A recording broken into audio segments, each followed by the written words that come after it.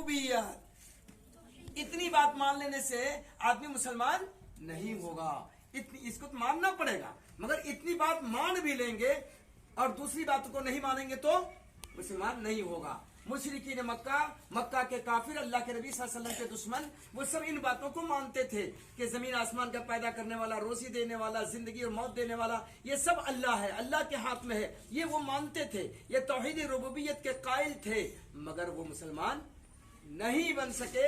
वजह क्या था कि और जो दो किस्में हैं, और जो दो किस्में हैं कौन कौन सी, उलूहियत, तौहीद उलूहियत और तौहीद अस्मा व सिफात, उसमें वो गड़बड़ी करते थे। तौहीद उलूहियत का मतलब क्या होता है कि सारी की सारी इबादतों को अल्लाह के लिए खास कर देना, चाहे वो देखने में बड़ी हो, छोटी हो, नमाज हो, रोजा हो, हज हो, ज़कात हो या कोई भी इबादत हो, सारी की सारी इबादतों को किसके लिए खास करना है, अल्लाह के लिए। इबादत में किसी को शरीक नहीं ठहराना है।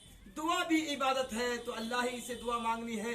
अब अगर कोई कहता है या फला मेरी मदद कर, जो दुनिया से जा चुके हैं, तो गोया कि वो दुआ कर रहा है, गैर अल्लाह से दुआ कर रहा है, वो इबादत में अल्लाह की जात के साथ शरीक कर रहा है, अल्लाह की उलूहियत में शरीक कर रहा है, वो मुसलमान